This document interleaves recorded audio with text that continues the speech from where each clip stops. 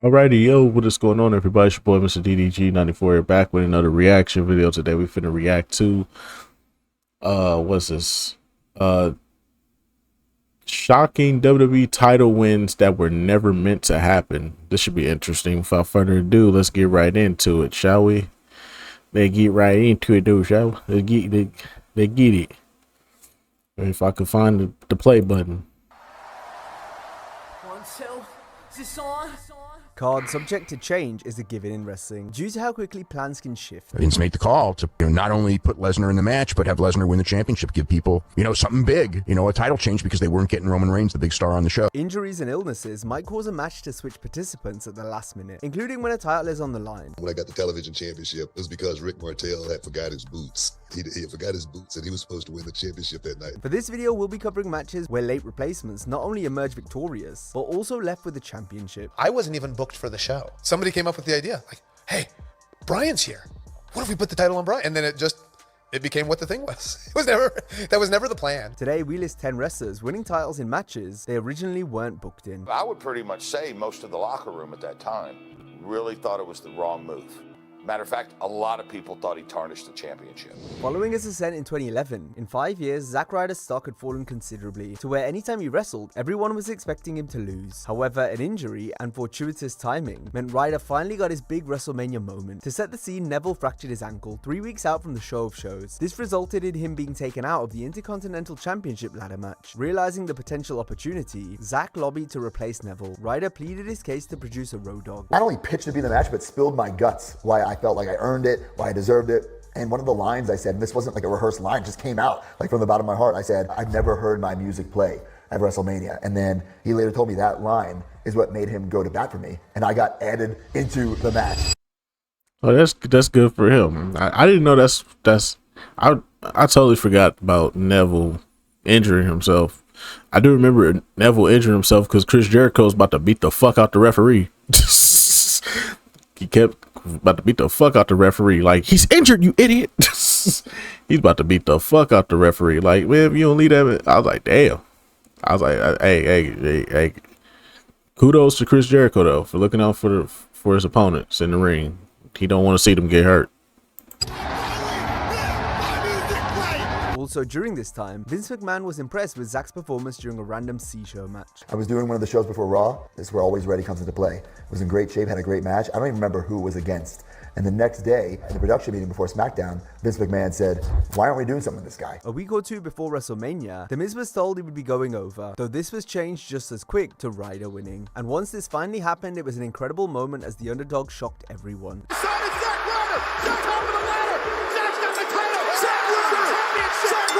Zack dropped the belt the next night to Miz, which upset some fans due to how big Ryder's victory was. That's the crazy part though. If you're gonna have him drop it the next, they could have went into a feud with him and Zack Ryder though. Him and Zack Ryder should have definitely had a good feud. It could have went like 2 pay-per-views. I see it going 2 pay-per-views. Zack Ryder wins it at WrestleMania. Miz wins it back. Then Miz retains through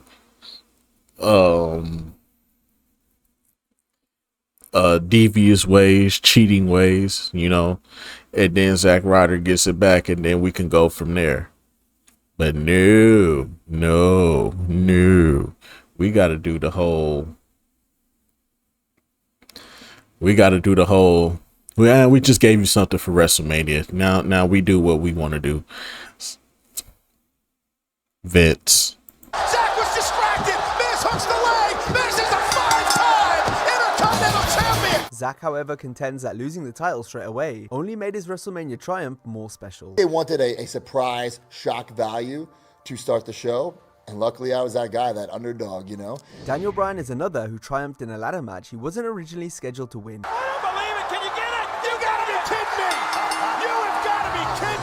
In 2011, Wade Barrett was going to be the victor in the world title Money in the Bank match. However, an hour before the show, longtime booker Pat Patterson convinced McMahon to go with Bryan instead. Patterson's idea was that Daniel would win the briefcase and from there lose most of his matches, before eventually cashing in at WrestleMania 28. Speaking to Inside the Ropes, Barrett explained the situation. He's going to do it the right way and he's going to announce it and he's going to go all the way to WrestleMania. And what a great story it is about overcoming the odds and the underdog and the unlikely hero. And Vince buys it. Vince likes the idea. And there we go. So Daniel was given the the Money in the Bank briefcase because of that. And it was given to Daniel because of this storyline that Vince bought into, and it's really indicative of Vince's kind of mindset, how quickly he changes his mind on things that, you know, within 2 or 3 months later, Daniel was now a heel, and that story had been forgotten about. Whether it was going to be at Mania or not, the long-term plan was for Bryan to cash in and win gold. However, TLC 2011 hadn't been earmarked as the occasion though. On the night, Bryan wasn't necessarily a replacement for anyone, but he was added to a bout he hadn't initially been booked for. Bryan wasn't even supposed to be at the show since he didn't have a match. Nevertheless, Daniel swooped in to steal the World Championship from Big Show after the Giant had just won it against Mark Henry. This World Heavyweight Championship opportunity.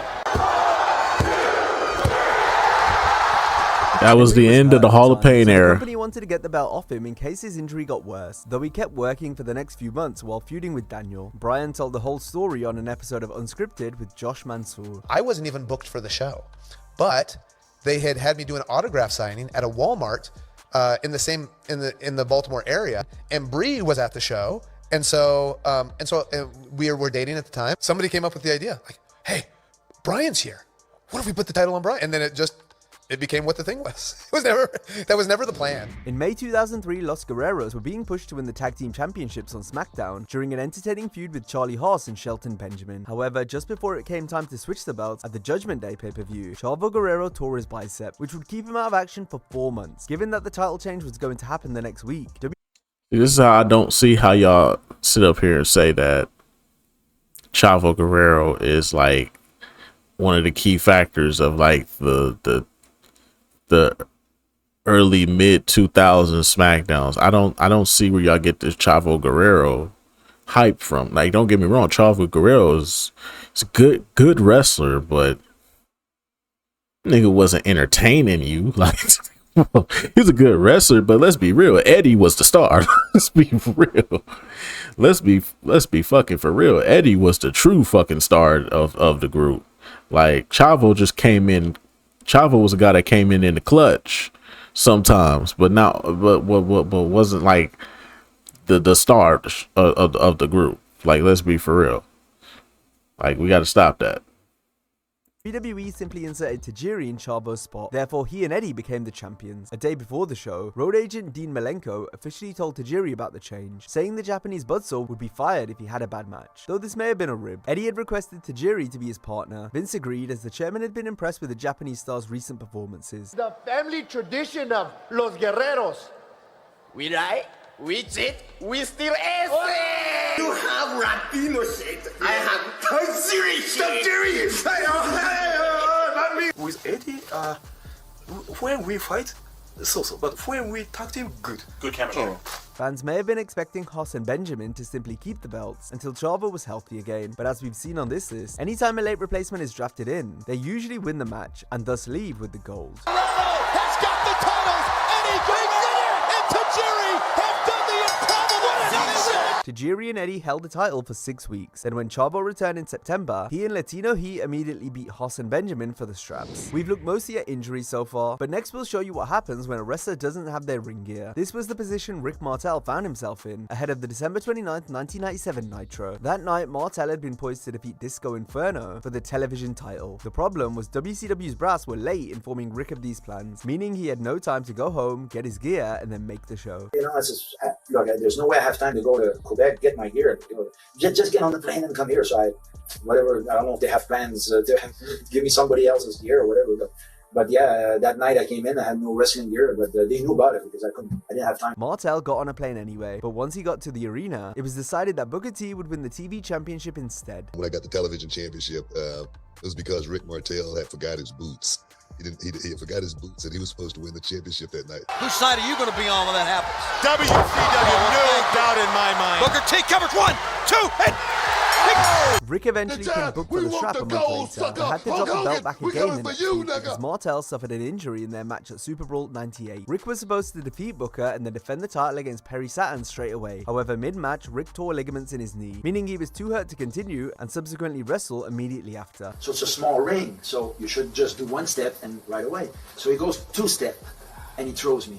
And this, you know, of course, he threw me into the ropes. So when I landed in the ropes on top of that are so tight, my knee just went, you know. Very, very hard. Once again, acknowledging the fans here, and that's not a bad thing to do, but Therefore, the champion called an audible, resulting in Booker winning so he could go on and face Saturn.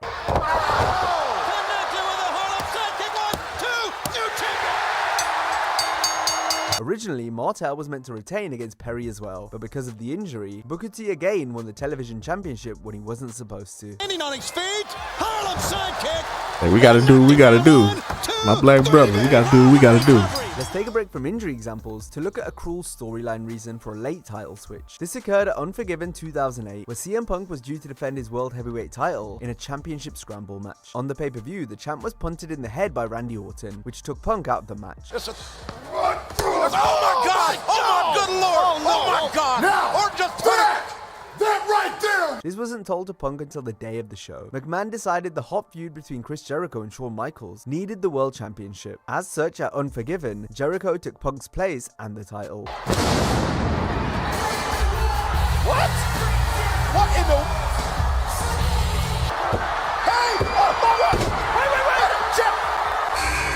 Punk had been booked as an inconsequential mid-carder as champion, so dropping the belt in this manner was true to form of how poor his... You know, when that championship scramble match happened the first time, people weren't really big fans of the concept. But looking back at it now, WWE need to do that again. We need another scramble match. Back then we didn't understand that concept, but now looking back at it now, that's a dope ass concept. Why they don't do that no more? We need a championship scramble match, bro. At some point, bro. Random pay-per-view, bro. Any random pay-per-view you could think of, bro. If we could do it at fucking Crown Jewel, for all I fucking care. I would love to see another WrestlePalooza, whatever, bro. Like, I would love to see another championship scramble match. That concept is actually fire, bro. You pin the guy and you're the champion, and you have to maintain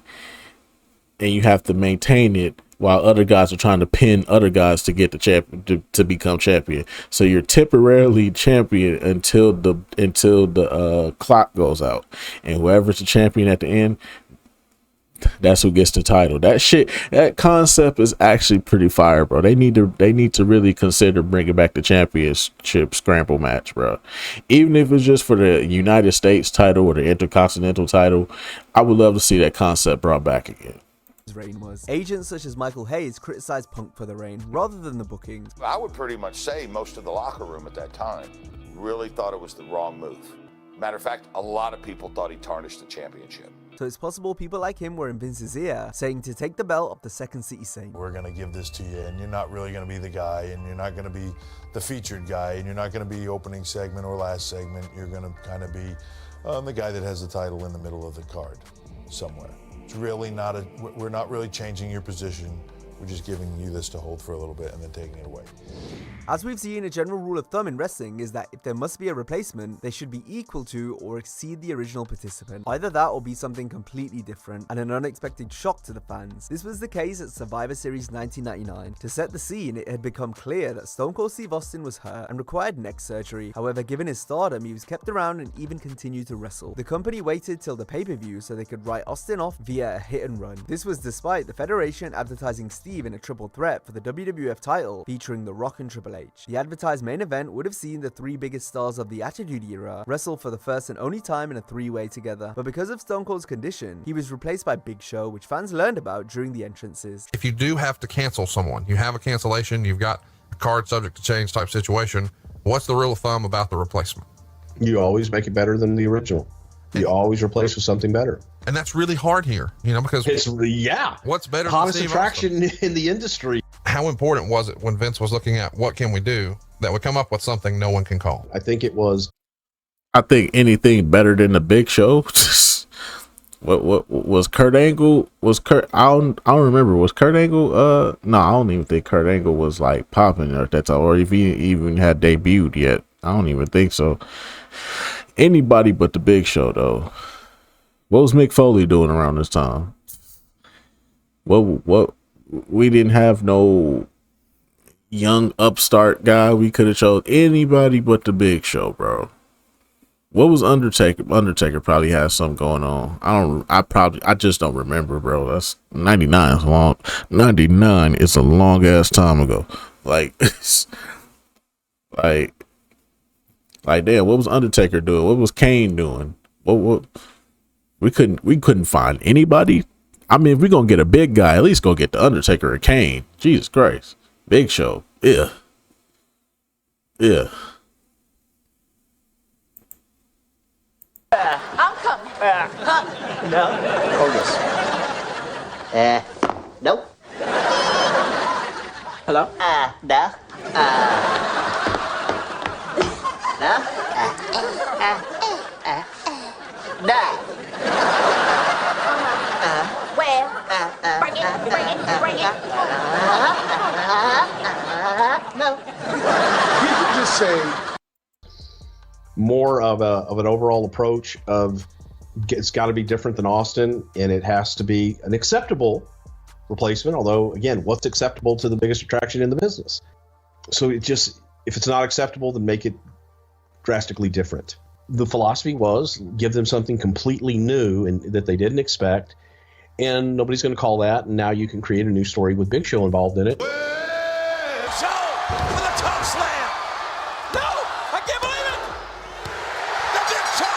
Once Hunter was done with Vince, he regained the World Wrestling Federation title by ending Show's 50-day reign. Another time WWE waited a while before announcing the replacement for a big championship encounter occurred at WrestleMania 36. This show was thrown into disarray due to the global pandemic, which forced the event to go ahead in a warehouse without fans. It also meant various matches had to be changed, including the Universal Championship clash between Goldberg and Roman Reigns. Roman had been penciled in to win until taking a hiatus as a way of keeping himself and his family safe during such difficult times. You know, my children, you know, we just had two newborn twin boys. There's one area that I'm not going to make that sacrifice. I will sacrifice my career. I'll sacrifice the performance. You know, hell, I'll sacrifice the audience if I have to protect my family. I'll quit. I will hang up the boots. The challenger backing out of Mania had been speculated for weeks before WWE finally announced Braun Strowman as Roman's substitute a day before the show aired. Keep in mind the event was broadcast on an 8-day tape delay, so an earlier announcement could have easily been made. However, Strowman defeated Goldberg for the Universal title in quick fashion. Emphatic running power slam. Here's the cover. Hook of the leg. And after 4. Braun spoke about I still can't watch that WrestleMania, bro. I can't, bro. I can't, bro. It's no fans. They didn't even like. You couldn't edit in. You couldn't edit it in a crowd. You edited in the crowd when you went to the Thunderdome, but y'all couldn't have edited in a crowd noise back then, bro. I'm sitting up here watching this shit, watching them women matches, shit sounding like I'm on the hub and shit. I'm like, bro, this shit is. I'm like, bro, this shit is not. I can't watch this shit. I'm like, damn. At least edit in the pipe. At least edit in the goddamn the crowd noise. What the hell going on here? I still can't watch that WrestleMania. I still never finished it. I just looked up the results. I can't even watch that shit. About the match during an interview with Chris Van Vliet, in which the Monster Among Men noted how Goldberg pushed for Braun to destroy him. So unfortunate circumstances with everything going on with the pandemic and what happened, he wanted me, so he picked me to do that and do the honors and pass that torch. He said, I can count on one hand how many people that I would do this for, and I still have 3 fingers left.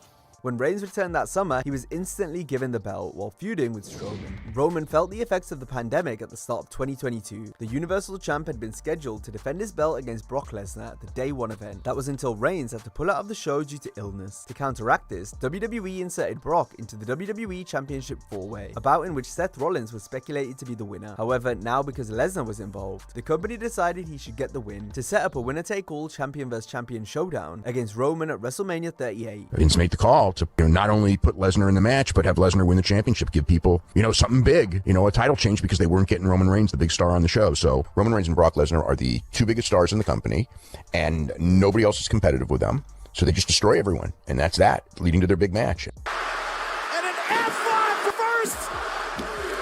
That's it. It's not I still feel some type of way about this decision. WWE title was, since the rumored winner. I still feel some type of way about this decision because they ain't want no brother. They ain't want no brother to go into WrestleMania with the title, so brothers can't go. A black man ain't good enough to be a champion at WrestleMania.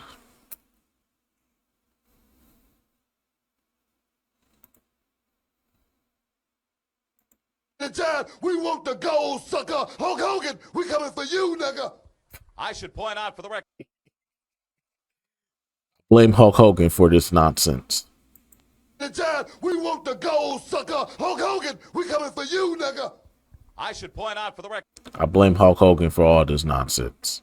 Seth ended up wrestling the returning Cody Rhodes at Mania. Our final two entries feature the Ultimate Opportunist, Edge. This is a fitting nickname, given how often he's pounced on title opportunities over the years. So much so that Edge has been scripted to win numerous titles after real injuries have occurred. In May 2007, Mr. Kennedy was scheduled to defeat a legitimately hurt Undertaker for the World Heavyweight Championship. Right before this could happen, Kennedy himself came down with an injury, which would apparently keep him out indefinitely, but he only ended up missing 8 weeks. What we're going to do is we're going to have him in this cage match. He's going to barely squeak out alive. Then somebody else is going to come out, beat him up some more, and then you're going to come out and cash in your Money in the Bank briefcase. You're going to be the new champion. And then the next time I took a bump, boom, I feel something pop in my triceps. Steph calls my phone. She says, you tore your triceps off the bone. You're going to be out for eight or 9 months. Unfortunately, we still need to get that title off of Taker. Edge challenged me for my briefcase. He came out and jumped me before the match, rolled me in the ring, rang the bell, ding, ding, ding, spear 1, 2, 3. Look at this! Oh, wait a minute! Ray said that you... No! Oh, you got... No, wait a minute! It's over! I gave it to him, and then the next day... I would rather them just say that. I think that if the Money in the Bank holder gets injured, I think it's only right that you redo the Money in the Bank ladder match. You get the same participants, barring that they're not injured themselves, and then you replace it with another guy that's worthy of being in that match, and then voila, let's do another Money in the Bank ladder match. Do an impromptu Money in the Bank ladder match because the Money in the Bank winner is going to pretty much be out indefinitely until further notice. Instead, I just don't like how they took the title off Mr. Kennedy. I understand they had to get it off of him.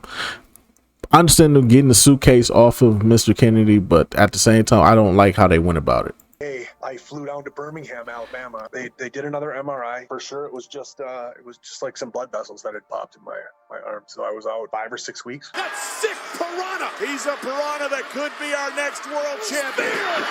Not this way! Not this way!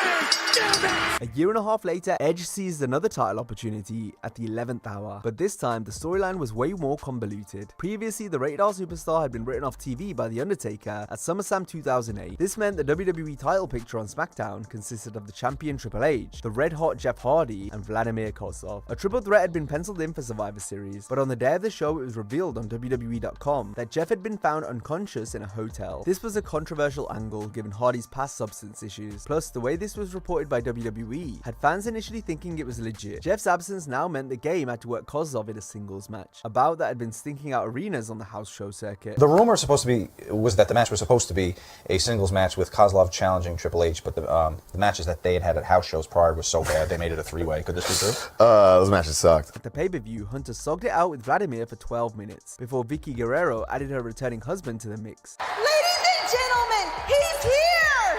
He's here! We was all thinking Jeff Hardy. We was like, oh, Jeff Hardy here.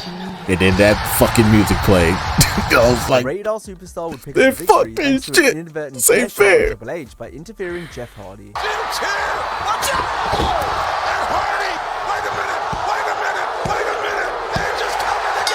This was some bullshit. Suggest the decision to include Edge was made late. Other sources state he was always intended as a backup option. Apparently, plans changed more than once on the day, and Vince couldn't decide on a finish, so came up with Hardy getting taken out and Edge returning as an unexpected shock. As it turns out, Jeff's brother Matt was the one responsible for attacking the charismatic Enigma before Survivor Series. Originally, this was supposed to be Christian, but WWE held off on his return until February. Now, if you enjoyed this video, be sure to check out our similar video.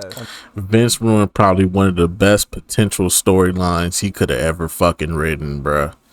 that shit sounded like heat, bro. Christian is the reason why Jeff Hardy is failing, and it's only to protect Edge, bro. That shit was heat, bro. You had a story that was worth $1 million right there, and you sold it out for